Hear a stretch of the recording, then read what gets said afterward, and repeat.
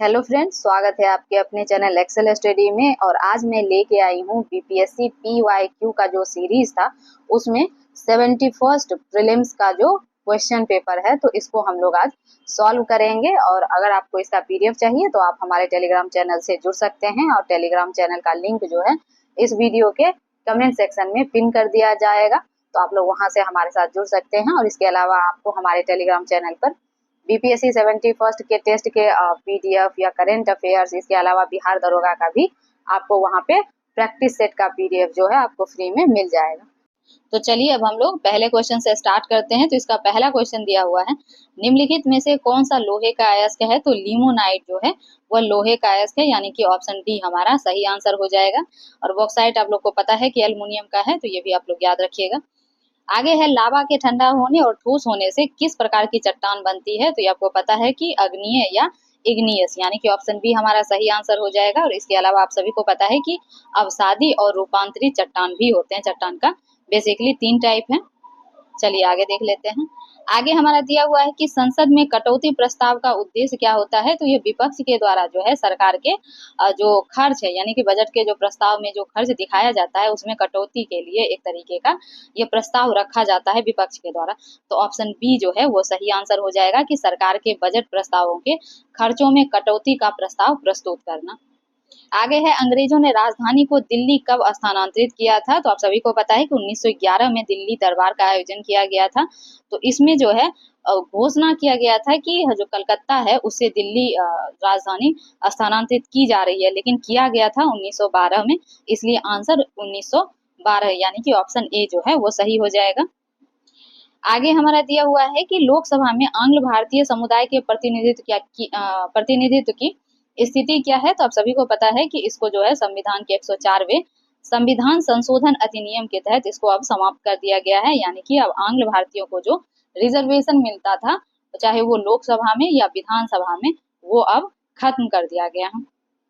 तो चलिए अब हम लोग नेक्स्ट देखते हैं। तो इसमें है कि फरवरी 2024 में विश्व व्यापार संगठन यानी कि डब्ल्यूटीओ का 13वां मंत्री स्तरीय सम्मेलन कहाँ आयोजित किया गया था? तो आबू धाबी में, यानी कि ऑप्शन ए हमारा सही आंसर है। और अगर डब्ल्यूटीओ का याद रखें तो इसकी जो स्थापना है 1 जनवरी 1995 में हुआ है, और इसका हेडक्वार्टर जेनेवा स्विट्जरलैंड में है।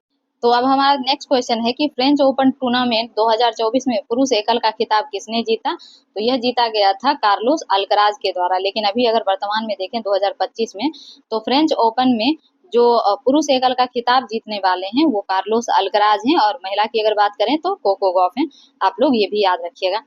आगे है कि मार्च 2024 में किए गए बदलाव के बाद वरिष्ठ नागरिकों के लिए डाक मतपत्र द्वारा मतदान करने की आयु जो है वो कितनी कर दी गई है? तो ये 85 वर्ष कर दी गई थी, यानी कि ऑप्शन बी हमारा सही आंसर है। चलिए आगे देखते हैं। आगे है कि वर्ष 2024-25 के केंद्रीय भाषण में आत्मनिर्भरता या स्वावलंबन के लक्ष्य के तहत किस तेल बीज को शामिल नहीं किया गया है? तो अगर हम लोग 2024-25 का अगर बजट आप लोग को याद हो तो इसमें नारियल का वर्णन नहीं किया गया था, और उसके अलावा जो है तिल, मूंगफली और सोयाबीन इत्यादि का उसमें वर्णन किया गया था, तो इसलिए ऑप्शन ए जो है वो सही हो जाएगा। चलिए अब नेक्स्ट क्वेश्चन देखते हैं। निम्नलिखित में से कौन सा जोड़ा जो है विस्थापन प्रतिक्रिया देगा? तो ऑप्शन बी जो है हमारा वो सही आंसर हो जाएगा। और इसका कारण है कि कॉपर जो है वो सिल्वर से अधिक अभिक्रियाशील होता है, और विस्थापन प्रक्रिया में क्या होता है कि जो अधिक अभिक्रियाशील धातु है वह कम अभिक्रियाशील धातु को उसके लवण के विलयन से उसको प्रतिस्थापित कर देगा। तो इसलिए जो है आंसर हमारा यहाँ बी हो जाएगा।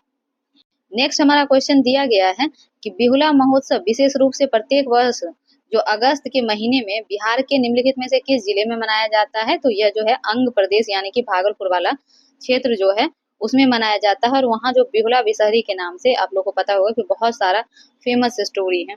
तो यह जो है बिहुला महोत्सव भागलपुर से संबंधित है। आगे है कि ऊष्मा स्थानांतरण जिसके लिए किसी माध्यम की आवश्यकता नहीं होती है तो कहलाता है, तो वह विकिरण कहलाता है। और विकिरण आपको पता है कि प्रकाश की किरण विकिरण के माध्यम से ही पृथ्वी पर आती है, और इसको किसी मीडियम की आवश्यकता नहीं होती है। वहीं अगर चालन का देखेंगे तो चालन जो है उसमें जो ऊष्मा का संचालन होता है या फिर ऊष्मा का स्थानांतरण होता है वह केवल ठोस में होगा, और संवहन में क्या होगा कि ऊष्मा का स्थानांतरण द्रव और गैस में होगा। तो ये भी आप लोग याद रखिएगा। तो चलिए अब हम लोग आगे चलते हैं। इसमें नेक्स्ट में दिया हुआ है निम्नलिखित में से कौन सा अम्ल जो है पेट में स्रावित होता है, तो आपको पता होगा कि हमारा हाइड्रोक्लोरिक एसिड यानी कि HCl जो है यह हमारे अमाशय से स्रावित होता है, तो ऑप्शन सी जो है हमारा ये सही हो जाएगा। आगे है कि रामकृष्ण मिशन की स्थापना किसके द्वारा की गई थी, तो ये भी बहुत आसान सा है कि 1857 ईस्वी में स्वामी विवेकानंद के द्वारा रामकृष्ण मिशन की स्थापना की गई।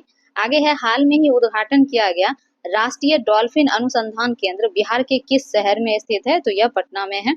और इसके अलावा जो है अभी रिसेंट में अगर आप लोग को पता होगा तो अभी हमारे जो प्राइम मिनिस्टर हैं नरेंद्र मोदी, उनके द्वारा गुजरात के जो गिर नेशनल पार्क है उसमें राष्ट्रीय वन्य जीव बोर्ड की 7वीं बैठक हुई थी और उसकी अध्यक्षता नरेंद्र मोदी के द्वारा किया गया, और जिसमें जो फर्स्ट नदी डॉल्फिन की गणना का रिपोर्ट है उसको जारी किया गया था। और इसमें टोटल 6,327 डॉल्फिन की गणना की गई, जिसमें यूपी में सबसे ज्यादा डॉल्फिन है और बिहार जो है उसमें सेकेंड नंबर पे है 2,220 डॉल्फिन के साथ। तो ये चूंकि बिहार से रिलेटेड है इसलिए आप लोग को पता होना चाहिए। आगे है संविधान का कौन सा अनुच्छेद किसी संसद के लाभकारी पद पर रोक लगाता है, तो ये आपको पता है कि अनुच्छेद 102 का 1 का ए, तो यानी कि ऑप्शन सी जो है हमारा वो सही आंसर हो जाएगा। और आपको पता है कि अनुच्छेद 103 में जो है संसद की अयोग्यता संबंधित जो है वर्णन किया गया है। आगे है कि जून 2024 में चंद्रमा के अंधेरे हिस्से से मिट्टी लाने वाला पहला देश कौन सा बन गया है, तो ये भी आप लोग को पता होगा कि यह चाइना के द्वारा जो है चांगई 6 अंतरिक्ष यान के द्वारा यह मिट्टी लाया गया था, तो ऑप्शन ए सही है। आगे है भारत की जो पर्वत श्रेणियां हैं निम्नलिखित में से इनका पूर्व से पश्चिम क्रम क्या है, तो अगर चलिए हम लोग क्रम देखें, पूर्व से पश्चिम की ओर पूछ रहा है, तो अगर देखें तो सबसे पहले मेघालय में जो गारो खासी जयंती है वो सबसे पूर्वी भाग में आएगा, तो यानी कि एक जो है वो सबसे पहले आ जाएगा। फिर उससे थोड़ा आगे बढ़ेंगे तो फिर हमारा नंदा देवी जो कि उत्तराखंड में है तो वो आ जाएगा। फिर है कामेत पर्वत और लास्ट में आएगा काराकोरम यानी कि केटू, और ये है हमारा 4 में। तो हमारा जो सीक्वेंस बन के आएगा 1, 2, 3 और 4 जो हमारे ऑप्शन जो है सी में दिख रहा है, इसलिए ऑप्शन सी सही हो जाएगा। आगे हमारा नेक्स्ट क्वेश्चन में है कि निम्नलिखित में से कौन राष्ट्रपति बनने से पूर्व लोकसभा अध्यक्ष रहे थे, तो नीलम संजीव रेड्डी यानी कि ऑप्शन डी हमारा सही आंसर हो जाएगा। इसके अलावा अगर देखें तो वीवी गिरी जो हैं ये हमारे राष्ट्रपति भी थे, उपराष्ट्रपति भी और कार्यवाहक राष्ट्रपति के रूप में भी ये काम कर चुके हैं। और एपीजे अब्दुल कलाम को ये तो सभी को पता है कि मिसाइल मैन ऑफ इंडिया थे। और नीलम संजीव रेड्डी को अगर याद रखेंगे तो ये 6 नंबर के प्रेसिडेंट थे और वीवी गिरी जो थे ये 4th नंबर के, तो ये भी आप लोग याद रखिएगा। फिर है करो या मरो का नारा किसने और कब दिया था, तो यह महात्मा गांधी के द्वारा भारत छोड़ो आंदोलन के दौरान दिया गया था, तो ऑप्शन सी जो है सही है। फिर है समुद्र तल केबल आधारित चेन्नई अंडमान और निकोबार परियोजना का उद्घाटन और राष्ट्र को समर्पण प्रधानमंत्री श्री नरेंद्र मोदी द्वारा कब किया गया, तो यह जो है 10 अगस्त 2020 को किया गया, तो ऑप्शन सी जो है इसका सही आंसर है। फिर है न्यू लैम्प फॉर ओल्ड यह किसने लिखा है, तो यह आप सभी को पता है कि यह अरविंद घोष की पुस्तक है। आगे है कि किस लोकसभा सीट में भारत के विशेष रूप से कमजोर जनजातीय समूह यानी कि पीवीटीजी में से एक सैंपियन जनजाति ने पहली बार अप्रैल 2024 में मतदान के अपने लोकतांत्रिक अधिकार का प्रयोग किया, तो यह जो है कहाँ पे पाए जाते हैं, तो आपको पता है कि अंडमान और निकोबार में, चाहे वो जोरबे हो, सैंपियन हो, तो ये सारे हैं, तो सेंटलीज हो, तो ये सारे ही जो है वहाँ पे पाए जाते हैं जनजाति। आगे चलिए देखते हैं, इसमें है कि लगभग 200 वर्षों तक तटस्थ रहने के बाद मार्च 2024 में निम्नलिखित में से कौन सा देश आधिकारिक तौर पर नाटो में शामिल हो गया, तो ये आपको पता होगा कि स्वीडन के द्वारा जो है 2024 में नाटो ज्वाइन कर लिया गया। चलिए आगे चलते हैं। आगे दिया हुआ है कि किस मीटर का उपयोग वाहन द्वारा तय की गई दूरी को मापने के लिए किया जाता है डैश के रूप में, तो आप सभी को पता होगा कि ओडोमीटर जो है या जो बाइक के आगे में अगर स्पीडोमीटर और ओडोमीटर दोनों लगा हुआ रहता है, तो ओडोमीटर तो है कि वाहन के द्वारा कितना दूरी तय किया गया और स्पीडोमीटर जो है वह गाड़ी की गति को बताता है।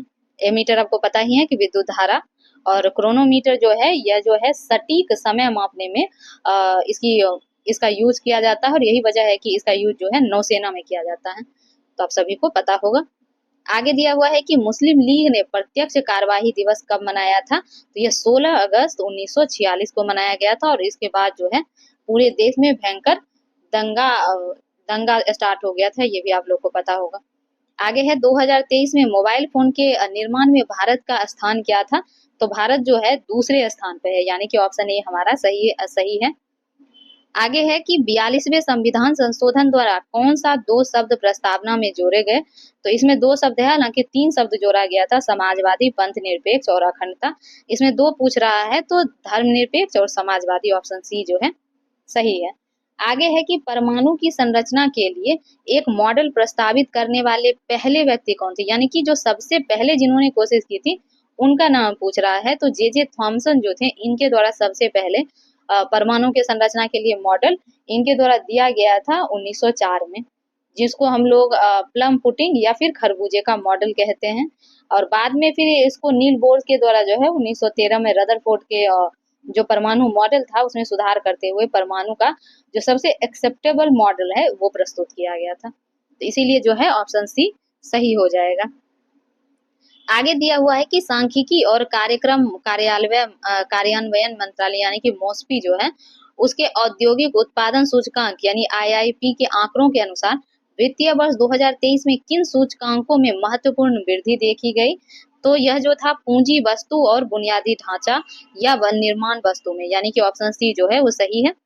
फिर है मंत्रिपरिषद की संख्या को किस संवैधानिक संशोधन द्वारा लोकसभा सदस्यों की संख्या का 15% तय किया गया था, तो यह था 91वां संविधान संशोधन 2003। और इसके द्वारा जो है लोकसभा में जो टोटल लोकसभा के सदस्यों की संख्या है उसका 15% ही मंत्रिपरिषद का आकार हो सकता है, और यह अन्य राज्यों के लिए भी था। लेकिन जो छोटे राज्य थे वहां के लिए 12 मंत्रिपरिषद का आकार, यानी कि 12 व्यक्ति जो है वहां मंत्री परिषद में शामिल हो सकते थे। और दिल्ली के लिए अगर देखें तो दिल्ली में 10% का प्रावधान था, यानी कि जो विधानसभा की कुल सीट है उसका 10% जो है वो मंत्रिपरिषद में शामिल हो सकता है, उसका 10% सीट। तो नेक्स्ट हमारा जो क्वेश्चन दिया गया है कि अप्रैल 2024 में संयुक्त राष्ट्र सुरक्षा परिषद के कितने सदस्यों ने फिलिस्तीन को संयुक्त राष्ट्र का पूर्ण सदस्य बनने की अनुमति देने के प्रस्ताव को या तो अस्वीकार कर दिया या मतदान से अनुपस्थित रहे, तो इसमें 3 मेंबर थे, जिनमें एक ने तो वीटो का यूज किया था और 2 जो हैं वो उन्होंने वोट देने से इनकार, यानी कि वो वोटिंग में शामिल ही नहीं हुए थे। आगे है रुचिरा कंबोज जो संयुक्त राष्ट्र में भारतीय राजदूत बनने वाली पहली महिला थी जो हाल में ही सेवानिवृत्त हुई, उनके बारे में निम्नलिखित में से कौन सा कथन सत्य है, तो उन्होंने यूनेस्को पेरिस में भारत के अस्थायी प्रतिनिधित्व का भी पद संभाला था, ऑप्शन डी जो है वो सही हो जाएगा। आगे है कि डाल्टन के जो परमाणु सिद्धांत की सफलता पूर्वक व्याख्या की गई है, तो वह किया गया है एक तो द्रव्यमान संरक्षण के नियम से, फिर स्थित संगठन का नियम है और बहु अनुपात का नियम है, यानी कि 1, 2 और 4, ऑप्शन डी हमारा सही आंसर हो जाएगा। और रेडियो धर्मिता का जो नियम है ये परमाणु सिद्धांत से कहीं इसका कोई मतलब ही नहीं बनता है, तो आप इजिली ऐसे भी ऑप्शन 3 भी अगर आप कट करते तो आपको आंसर इजिली मिल जाता। तो चलिए अब हम लोग आगे चलते हैं। आगे है कि राजा प्रवर सेन के बारे में निम्नलिखित कथन पर विचार करें और कौन सा कथन सही है वो बताना है। तो राजा प्रवर सेन जो थे वो वाकाटक वंश के वास्तविक संस्थापक थे, तो ये बिल्कुल ठीक था। फिर है कि उनका साम्राज्य बुंदेलखंड से लेकर दक्षिण हैदराबाद तक था, तो ये भी ठीक है। और उनके पिता विंध्य शक्ति जो वह अपने पिता विंध्य शक्ति के उत्तराधिकारी बने थे, तो ये भी ठीक था। और इनका जो है पुराण में भी उल्लेख मिलता है, तो इसमें चारों ही स्टेटमेंट सही है, इसलिए ऑप्शन डी सही हो जाएगा कि चारों ही सही है। आगे है कि मराठा शासकों की अष्टप्रधान प्रणाली के संदर्भ में निम्नलिखित में से मिलान करना है और सही विकल्प कौन सा दिया हुआ है वो चुनना है। तो इसमें पहला है दिया हुआ है सचिव, तो सचिव जो है यह जो पत्राचार विभाग के प्रभारी थे उनको बोला जाता था। और पेशवा आप सभी को पता है कि पेशवा प्रधानमंत्री को बोलते थे। सुमंत जो है, सुमंत का पद विदेश मंत्री का था और अमात्य जो होते थे यह वित्त मंत्री होते थे। इस तरीके से हमारा कॉम्बिनेशन है 2, 1, 4, 3 का, जो हमारे ऑप्शन बी में दिख रहा है, इसीलिए ऑप्शन बी सही है। नेक्स्ट हमारा क्वेश्चन दिया गया है कि संविधान की 10वीं अनुसूची में संबंध विषय को छोड़कर अन्य किसी आधार पर राज्य विधानसभा से अयोग्यता का निर्णय कौन करता है, तो यह राज्यपाल के द्वारा किया जाता है। आगे है कि अंग्रेजी नीतियों की आलोचक कृति गरीब हिंदुस्तान, जिसे बिहार में 1930 में अंग्रेजों ने प्रतिबंधित किया, तो उसके लेखक थे, तो इसके लेखक थे मोहम्मद वली हसन। आगे है निम्नलिखित बंदरगाह में कौन कृत्रिम बंदरगाह है, तो ये आपको पता होगा कि चेन्नई जो है वह कृत्रिम बंदरगाह है।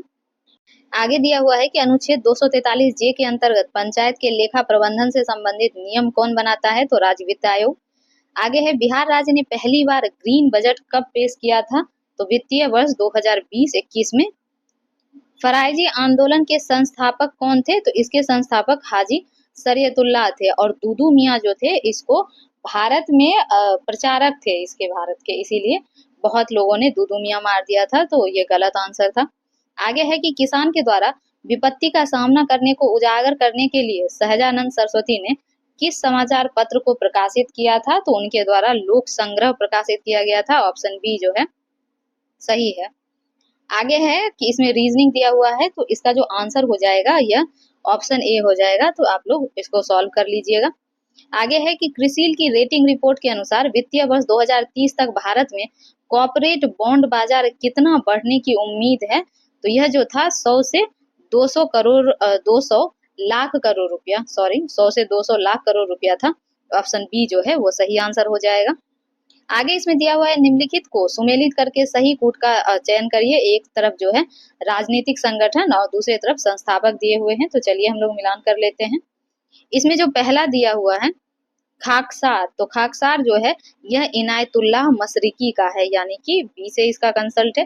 फिर है सोशलिस्ट पार्टी, तो सोशलिस्ट पार्टी आप सभी को पता है कि जयप्रकाश नारायण इनसे लिंकअप थे। फिर है इंडिपेंडेंट लेबर पार्टी, तो यह भीमराव अंबेडकर का था। और फॉरवर्ड ब्लॉक आपको पता होगा सुभाष चंद्र बोस के द्वारा बनाया गया था। तो इस तरीके से हमारा कॉम्बिनेशन BCDA है, जो हमारा ऑप्शन ए में दिख रहा है। चलिए अब हम लोग आगे चलते हैं। आगे इसमें दिया हुआ है कि श्रेयसी सिंह विधानसभा सदस्य जिन्होंने पेरिस ओलंपिक 2024 में शूटिंग में भारत का प्रतिनिधित्व किया है, बिहार के किस निर्वाचन क्षेत्र से चुनी गई हैं, तो यह जो है जमुई से विधायक हैं और शूटर भी, ये भी आप लोग को पता होगा। आगे है जुलाई 2024 में भारत के सर्वोच्च न्यायालय के न्यायाधीश के रूप में नियुक्ति से पहले न्यायमूर्ति N कोटेश्वर सिंह किस उच्च न्यायालय के मुख्य न्यायाधीश थे, तो यह जो थे जम्मू और कश्मीर तथा लद्दाख उच्च न्यायालय, यानी कि ऑप्शन बी जो है वो सही आंसर हो जाएगा। चलिए आगे चलते हैं। आगे इसमें दिया हुआ है कि 2011 की जनगणना में बिहार के निम्नलिखित जिलों में किसमें अनुसूचित जनजाति जनसंख्या का प्रतिशत सर्वाधिक था, तो कटिहार का, यानी कि ऑप्शन बी जो है वो सही आंसर है। और आपको पता होगा कि बिहार में जो है सर्वाधिक ST जो है प्रतिशत में चंपारण में, पश्चिमी चंपारण में, और सबसे न्यूनतम प्रतिशत जो है ST का वो किशनगंज में पाया जाता है, तो ये भी आप लोग याद रखिएगा। चलिए आगे चलते हैं। निम्नलिखित में से कौन ऊष्माक्षेपी प्रक्रियाएं हैं? ऊष्माक्षेपी का मतलब होता है जो ऊष्मा रिलीज करता है। तो इसमें चलिए देख लेते हैं। इसमें पहला ऑप्शन हमारा दिया हुआ है कि पानी का वाष्पीकरण, तो पहला तो पानी का वाष्पीकरण नहीं होगा। दूसरा है सल्फ्यूरिक अम्ल यानी कि H2SO4 का तनुकरण, तो ये बिल्कुल ठीक है। तीसरा है बिना बुझे चूने के साथ पानी की प्रतिक्रिया, तो ये भी ऊष्माक्षेपी प्रक्रिया है। और कपूर क्रिस्टल का ऊर्ध्वपातन यह ऊष्माक्षेपी नहीं है, यानी कि हमारा 2 और 3 ही जो ऊष्माक्षेपी प्रक्रिया है, इसलिए ऑप्शन ए जो है वह सही आंसर हो जाएगा। चलिए आगे चलते हैं। हम लोग नेक्स्ट क्वेश्चन देखते हैं। इसमें सूची 1 को सूची 2 से सुमेलित करना है, तो चलिए सुमेलित करते हैं। पहला है वैशाली, तो ये पुष्प उत्पादन से संबंधित। भागलपुर पता होगा आपको, रेशमी वस्त्र। जमुई में यहाँ पे सोना जो है पाया जाता है। और मधेपुरा यहाँ रेल डब्बा कारखाना बनाने का जो है फैक्ट्री है। तो इस तरीके से हमारा जो है ऑप्शन डी सही हो जाएगा 4 1 2 3 के कॉम्बिनेशन के साथ। नेक्स्ट हमारा क्वेश्चन दिया गया है कि मोटरसाइकिल का संबंध बैटरी से उसी प्रकार है जिस प्रकार जीवन का संबंध है, तो सूरज से। ऑप्शन सी जो है सही है। कितने समय में राज्यपाल किसी साधारण बिल को संबंधित राज्य विधानमंडल को पुनर्विचार हेतु लौटा सकता है, तो इसकी जो है कोई समय सीमा नहीं है, वो कितने भी समय बाद लौटा सकता है पुनर्विचार के लिए, तो इसीलिए ऑप्शन डी जो है वो सही हो जाएगा। चलिए आगे देख लेते हैं। इसमें कह रहा है निम्नलिखित में से किस शासक ने हर्ष के समय असम पर शासन किया था, तो उस टाइम पे जो थे भास्कर वर्मन थे। जब भारत में हर्षवर्धन का शासन काल था, तो असम में उस टाइम भास्कर वर्मन का शासन था। आगे है कि भारतीय मुद्रा पर 1913 में नियुक्त रॉयल कमीशन का अध्यक्ष कौन था? तो रॉयल कमीशन का अध्यक्ष सर ऑस्टिन चैम्बरलेन थे, यानी कि ऑप्शन डी सही है। तो नेक्स्ट जो हमारा क्वेश्चन है कि निम्नलिखित शहर में कौन सीन नदी के किनारे स्थित है? तो ये आपको पता होगा कि पेरिस जो है वो सीन नदी के किनारे स्थित है। वहीं बेलग्रेड और बुडापेस्ट देखेंगे तो ये दोनों ही डेन्यूब नदी के किनारे बसा हुआ है, और लिस्बन जो है यह टैगस नदी के किनारे। तो इसलिए ऑप्शन हमारा बी सही हो जाएगा, क्योंकि सीन नदी के किनारे पूछ रहा है।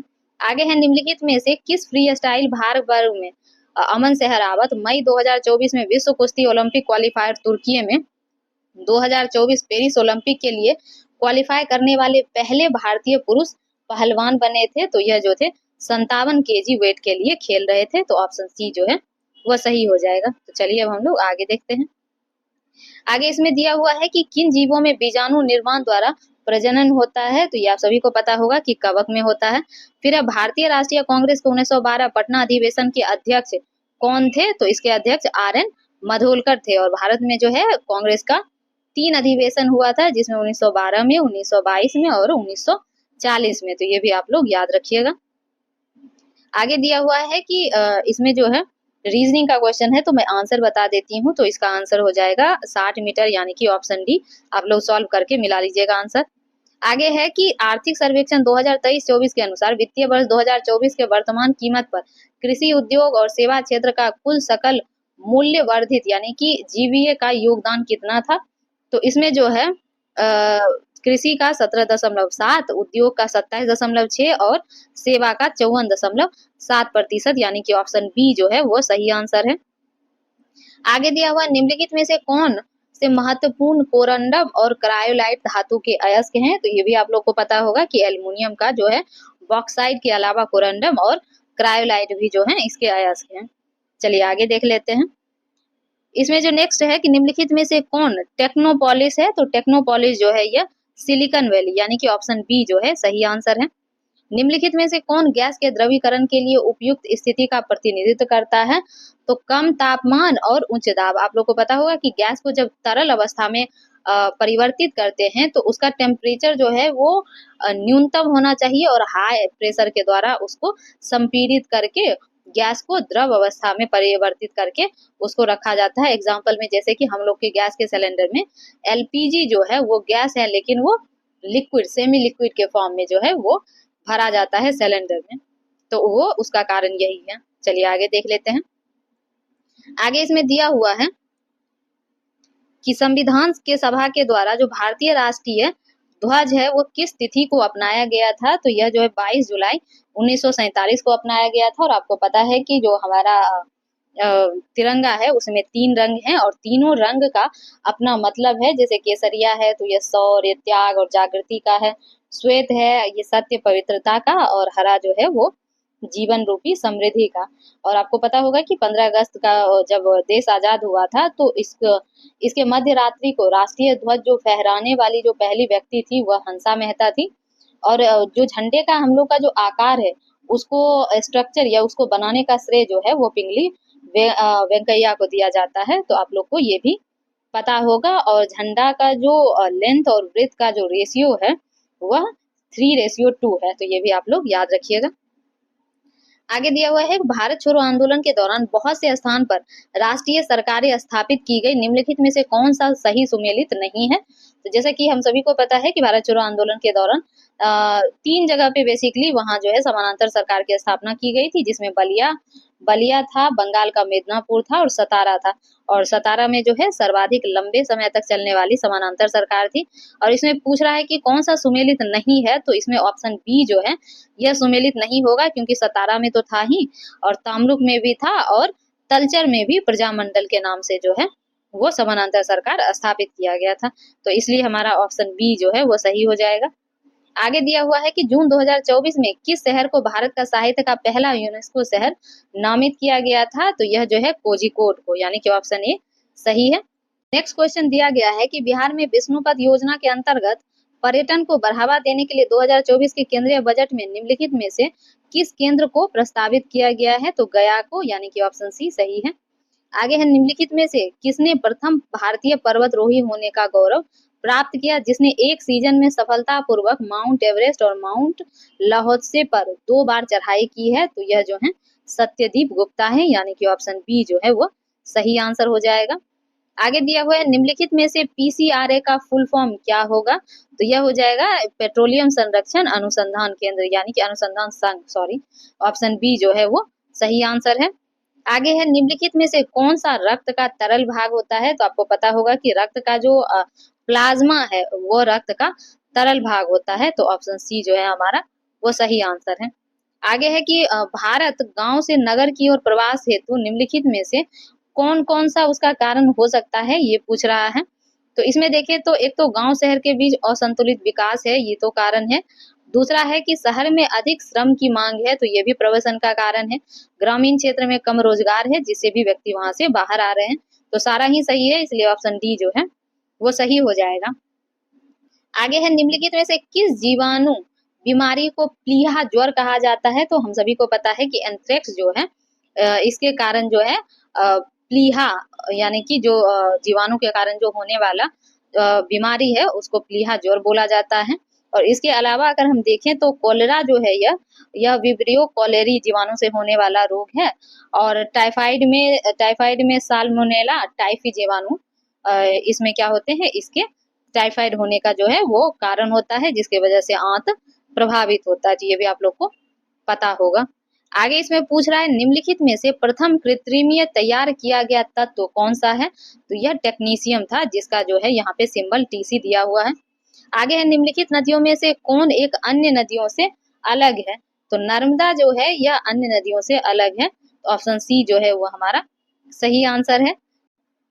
तो नेक्स्ट हमारा जो क्वेश्चन दिया गया है यह है कि निम्नलिखित में से किस महान शासक ने प्राचीन बिहार में हर्यक वंश की स्थापना की थी? तो बिंबिसार के द्वारा किया गया था, और इसी को मगध का वास्तविक संस्थापक भी माना जाता है, और उनके बचपन का नाम श्रेनिक है। तो ये भी आप लोग याद रखिएगा। अजातशत्रु इन्हीं का बेटा था, और अजातशत्रु के द्वारा ही बिंबिसार को मार करके और फिर गद्दी यानी कि मगध का जो है साम्राज्य वो हड़प लिया गया था, और इसी कारण से हर्यक वंश को पितृहंता वंश भी बोला जाता है, तो याद रखिएगा।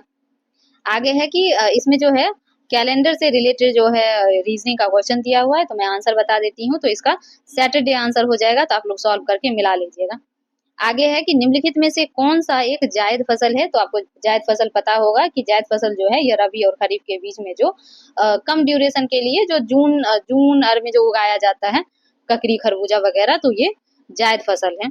तो इसमें पूछ रहा है कि कौन सा जायद फसल है? तो इसमें अगर हम लोग देखेंगे तो चारा जो है यह जायद फसल है, तो ऑप्शन ए जो है वो सही आंसर है।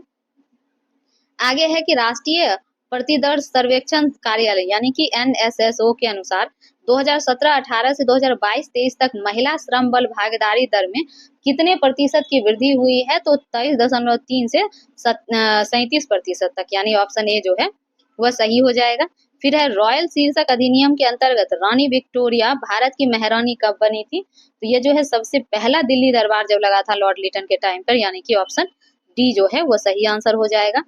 फिर आगे दिया हुआ है निम्नलिखित में से फर्श टाइल्स बनाने के लिए उपयोग किया जाने वाला मेलामाइन एक उदाहरण है? तो यह उदाहरण है थर्मोसेटिंग प्लास्टिक का। आपको पता है कि प्लास्टिक जो है दो तरह का होता है, एक थर्मोप्लास्टिक, एक थर्मोसेटिंग प्लास्टिक। और थर्मोप्लास्टिक में जो है कि इसमें जो है प्लास्टिक को गर्म करने पर यह नरम किया जा सकता है और ठंडा होने पर कठोर, और यह जो है रिपीटेशन मोड पे हो सकता है। लेकिन यही अगर थर्मोसेटिंग में देखेंगे तो एक बार अगर इसको गर्म करने पर नर्म और फिर उसको वापस ठंडा करने पर अगर ये कठोर हो जाता है, तो आप इसको पुनः दोबारा से आप इसका यूज नहीं कर सकते हैं, यानी कि पुनः यह गर्म करने पर नर्म नहीं होगा।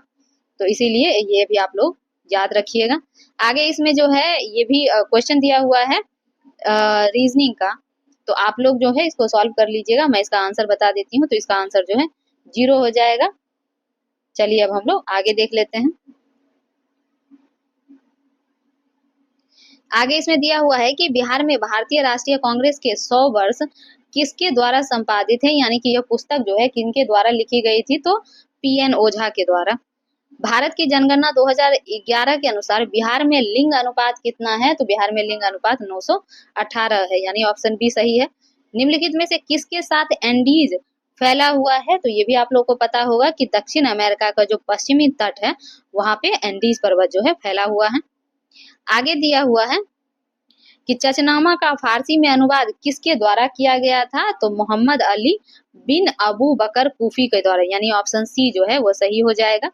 आगे दिया हुआ है निम्नलिखित में से कौन सी विकिरण शरीर के दर्द से राहत पाने के लिए उपयोग की जाती है, तो यह इंफ्रारेड विकिरण है, यानी ऑप्शन ए इसका सही हो जाएगा। फिर है शिशुनाग वंश के बाद मगध बिहार पर किस वंश ने शासन किया, तो यह जो है नंद वंश। शिशुनाग के बाद नंद वंश का शासन आया था और नंद के बाद फिर मौर्य आएगा और मौर्य के बाद शुंग। आगे है कि जीवन की संरचनात्मक एवं कार्यात्मक इकाई क्या है, तो ये भी आप सभी को पता है कि जो हमारा कोशिका है वह जीवन की संरचनात्मक और कार्यात्मक इकाई होती है। आगे है अब हमारा यहाँ पे दिया हुआ है कि उस संस्थान का नाम बताइए जहां डोनाल्ड ट्रंप एक चुनावी रैली में बोल रहे थे तथा जब एक कथित शूटर थॉमस मैथ्यू क्रुक्स ने उन्हें गोली मारकर घायल कर दिया था, तो यह पेंसिल्वेनिया में यह घटना घटित हुई थी। अब यहाँ पे दिया हुआ है रीजनिंग, तो इसका जो आंसर हो जाएगा यह 12 हो जाएगा, तो ऑप्शन सी जो है हमारा सही आंसर है। फिर है निम्नलिखित में से कौन सा सोडा अम्ल अग्निशामक का घटक है, तो ये भी आप लोग को पता होगा कि तनु सल्फ्यूरिक अम्ल और बाइकार्बोनेट विलियम जो है यह जो है अग्निशमक के रूप में कार्य करता है, यानी कि आग बुझाने के काम में आता है। आगे चलिए आगे देखते हैं। चीन, मंगोलिया और जापान में निम्नलिखित में से मानव प्रजातियों में से कौन सा निवासरत है, तो यह मंगोलायड प्रजाति जो है वहां पे पाए जाते हैं। अगर आगे दिया हुआ है कि निम्नलिखित में से कौन पूंजीवादी बॉम्बे प्लान का वास्तुकार नहीं था, तो धीरू भाई अंबानी जो थे उन 8 बॉम्बे प्लान में यानी कि उसमें शामिल नहीं थे, जबकि उसके अलावा देखेंगे तो टाटा, बिरला, श्रीराम ये सभी उसमें शामिल थे, इसलिए ऑप्शन बी जो है वो सही आंसर हो जाएगा। आगे इसमें दिया हुआ है कि 2015 की बिहार सरकार की अधिसूचना में किस समुदाय को अनुसूचित जाति यानी कि एससी के रूप में वर्गीकृत किया गया था, जिसे जुलाई 2024 में सुप्रीम कोर्ट ने यह कहते हुए रद्द कर दिया कि राज्य संविधान के अनुच्छेद 341 के तहत प्रकाशित एससी सूची में बदलाव नहीं कर सकता है। तो इसके तहत जो है तांती और ततवा को है उसको एससी से पुनः ईबीसी में जो है उसको परिवर्तित करने का आदेश दिया गया है। आगे इसमें दिया गया है कि भारत, चीन और इंग्लैंड के बीच त्रिकोणीय व्यापार का मुख्य आर्थिक आधार क्या था, तो इसका आपको पता होगा कि इसका आर्थिक आधार जो था अफीम था। इसी अफीम का ही व्यापार किया जाता था भारत, चीन और इंग्लैंड के बीच, तो ये भी आप लोग को पता होगा। चलिए आगे देख लेते हैं। मुंगेर पहाड़ी क्षेत्र निम्नलिखित भौतिक प्रदेश में से किसका भाग है, तो यह जो है दक्षिण का पहाड़ है, यानी कि ऑप्शन बी जो है वह सही हो जाएगा। और 99 का जो आंसर है यह हो जाएगा ऑप्शन डी, तो आप लोग सॉल्व करके मिला लीजिएगा। फिर है 100 में कि मलिक काफूर को 1000 दिनारी के नाम से भी जाना जाता है, तो इसे किसने खरीदा था, तो इसको बेसिकली नुसरत खां के द्वारा खरीदा गया था। हालांकि यह जो है फेमस है अलाउद्दीन खिलजी के लिए, क्योंकि ये इसी का जो था सेनापति था, तो ये भी आप लोग याद रखिएगा क्योंकि बहुत लोग जो है उसका गलत आंसर मार के आए थे। आगे यहाँ दिया हुआ है कि राजनीतिक रणनीति संघर्ष विराम और संघर्ष जो है अथवा एसटीएस किस आंदोलन के नारे से प्रख्यात हुआ, तो इसमें जो है गांधी जी का अगर 1920 से अगर हम लोग 30 तक या 40 तक भी अगर देखेंगे तो उसमें बहुत सारा आंदोलन था, जिसको गांधी जी का ऐसा मानना था कि पहले क्या करें कि लोगों को तैयार करें, फिर हम लोग क्या करें संघर्ष करें, फिर थोड़ा गैप लें और फिर संघर्ष करें। तो ये कोई भी एक पर्टिकुलर में काउंट नहीं होगा, इसलिए बीपीएससी के द्वारा जो है इसको हटा दिया गया था, यानी डिलीट कर दिया गया था ये क्वेश्चन।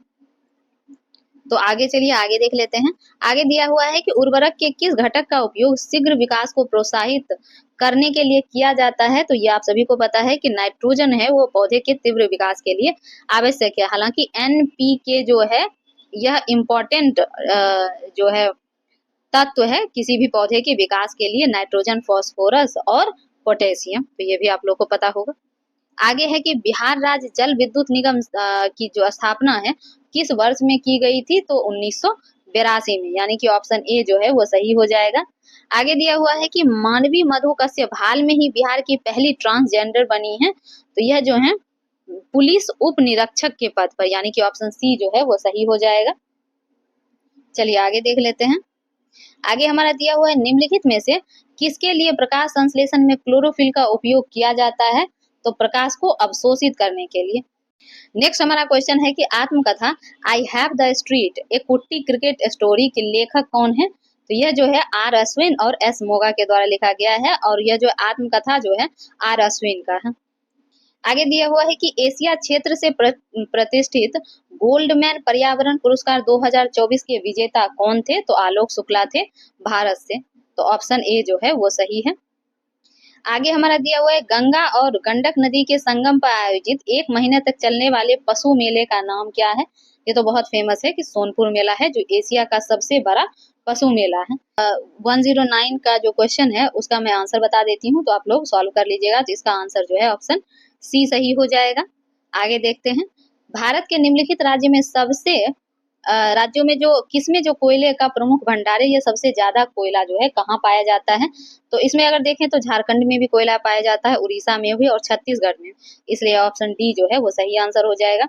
फिर है निम्नलिखित में से चेर राजवंश की राजधानी कौन सी थी? तो यह करूर या करवीर जो भी आप कह ले, तो ऑप्शन ए जो है सही आंसर है।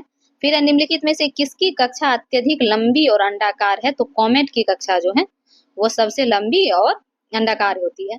फिर है निम्नलिखित में से कौन भारत सरकार अधिनियम 1935 के एक विशेषताओं में शामिल नहीं है? तो इसमें जो है 1935 के अधिनियम का मूल्यांकन करना ऐसा कोई भी प्रोविजन नहीं था, इसलिए ऑप्शन डी सही हो जाएगा। आगे है बिहार के सकल घरेलू उत्पाद यानी जीडीपी में कृषि का कितना योगदान है? हालांकि इसमें योगदान था 19.9% का, लेकिन इसमें ऑप्शन बी में 19% दिया हुआ था, इसीलिए कंट्रोवर्सी होने के कारण इसको बीपीएससी के द्वारा आंसर को डिलीट कर दिया गया था और ये क्वेश्चन ही डिलीट कर दिया। तो चलिए आगे देख लेते हैं। आगे दिया हुआ है कि बिहार विधानसभा में राज्य बजट 2024 और 25 को किसने पेश किया था? तो श्री सम्राट चौधरी। आपको पता है कि यह उप मुख्यमंत्री के साथ साथ वित्त मंत्रालय भी इन्हीं के पास है। आगे है आहार नाल का कौन सा भाग यकृत से पित्त प्राप्त करता है? तो यह छोटी आंत जो है इसमें जो है पित्त जो है जाता है इसके सबसे पहले भाग में। तो आपको पता होगा कि छोटी आंत को 3 भाग में डिवाइड किया गया है। चलिए आगे देख लेते हैं। आगे है कि भारतीय रिजर्व बैंक आरबीआई के अनुसार वित्तीय वर्ष 2025 के लिए हेडलाइन मुद्रास्फीति का अनुमान क्या है? तो इसका अनुमान 3.7% जो है वह रखा गया था, तो इसीलिए जो है यह भी क्वेश्चन डिलीट हो गया था बीपीएससी के द्वारा कंट्रोवर्सी के कारण। तो चलिए अब हम लोग आगे देखते हैं। आगे है कि 1 जनवरी 2024 को किस देश ने ब्रिक्स की अध्यक्षता संभाली है? तो यह रूस के द्वारा संभाला गया और अभी जो है 2025 में ब्रिक्स की अध्यक्षता ब्राजील कर रहा है, तो ये भी आप लोग याद रखिएगा। आगे इसमें दिया गया है निम्नलिखित को सुमेलित करके सही उत्तर का चयन करिए। तो चलिए देख लेते हैं। इसमें पहला है, एक तरफ समाचार पत्र है और दूसरे साइड उनके संपादक हैं। तो पहला है फ्री हिंदुस्तान, आपको पता है कि यह जो है तारकनाथ दास का था। फिर है इंडियन ओपिनियन, और ये भी आप लोगों को पता है कि महात्मा गांधी की पत्रिका थी, यानी समाचार पत्र था। फिर है वॉइस ऑफ इंडिया, तो ये भी आप लोगों को पता होगा कि दादा भाई नौरोजी का है और बंगाली जो है सुरेंद्र नाथ बैनर्जी का है। इस तरीके से हमारा कॉम्बिनेशन बन के आता है DABC, जो हमारा ऑप्शन ए में दिया हुआ है। चलिए आगे देख लेते हैं। नेक्स्ट है कि ब्रिटिश शासन के दौरान नया प्रांत बिहार कब अस्तित्व में आया? तो अप्रैल 1912 में, 1 अप्रैल 1912 से जो है नया बिहार प्रांत जो है एस्टेब्लिश हो गया था कंप्लीटली, इसीलिए ऑप्शन ए जो है सही आंसर है। चलिए अब हम लोग आगे देखते हैं। आगे इसमें दिया गया है कि एक दिन में घड़ी की सुई कितनी बार मेल खाती है? तो ये रीजनिंग का क्वेश्चन है और आप लोग को पता होगा कि एक दिन में 22 बार, यानी कि जो 12 बजे है उसको काउंट नहीं किया जाता है दोनों टाइम पे। तो अगर ऐसे काउंट करिएगा 12 तो 24 हो जाएगा, लेकिन जो 12 बजता है तो उस टाइम पे काउंट नहीं होता है, इसीलिए आंसर इसका सी हो जाएगा। आगे है निम्नलिखित में से कौन सा एक गैर संपर्क बल है? तो आप सभी को पता है कि जो चुंबकीय बल है वो गैर संपर्क बल है, ऑप्शन ए हमारा सही आंसर है। फिर है कि इस वर्ष जापान भारत द्विपक्षीय समुद्री अभ्यास जीमैक्स 24 कहाँ आयोजित किया गया था? तो योकोसुका जापान में, यानी कि ऑप्शन बी जो है सही है। अब दिया हुआ है कि CGTMSE का पूर्ण रूप क्या है? तो इसका जो पूर्ण रूप दिया हुआ है credit guarantee fund trust for micro and small enterprises, option C सही है। आगे है आजीवक संप्रदाय के बारे में निम्नलिखित कथन पर विचार करें और जो कथन सही है वो बताना है। तो इसमें जो पहला स्टेटमेंट दिया हुआ है कि मखलीपुत्र गोसाल इसके सबसे महत्वपूर्ण नेता थे, तो आपको पता है आजीवक संप्रदाय के संस्थापक माना जाता है मखलीपुत्र गोसाल को। फिर दूसरा है कि दर्शन का जो केंद्रीय विचार नियति थी, जो कि भाग्य है, तो यह नियति पे विश्वास करने वाला ही संप्रदाय था, तो ये भी सही है। फिर है जाति और वर्ग के आधार पर भेदभाव किया जाता, तो नहीं, इसने भी जाति और वर्ग के आधार पर भेदभाव को खारिज किया था। और आजीवक की बैठक के लिए नियमित सभाएं होती थी, तो ये भी सही है। तो ए, बी और डी सही है, जो हमारे ऑप्शन बी में दिया हुआ है, इसलिए ऑप्शन बी सही हो जाएगा। आगे है निम्नलिखित अफवाह प्रणालियों में से किससे बिहार की भूमि अपवाहित होती है, तो यह जो है घाघरा जो है यह बिहार से बहती है, आप सभी को पता है, तो इसीलिए ऑप्शन बी जो है वो सही हो जाएगा।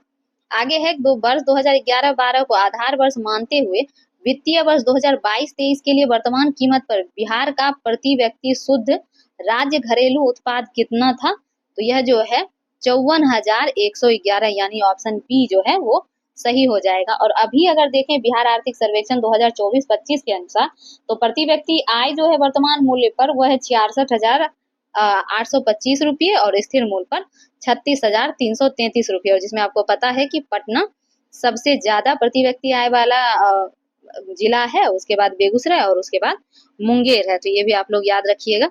आगे है कि पायल कापारिया की उस फिल्म का शीर्षक क्या है जिसके लिए वह मई 2024 में कांस फिल्म फेस्टिवल में ग्रैंड प्रिक्स पुरस्कार जीतने वाली पहली भारतीय फिल्म निर्माता बनी है, तो ये उनकी फिल्म थी all we imagine as light, यानी कि ऑप्शन बी जो है सही है।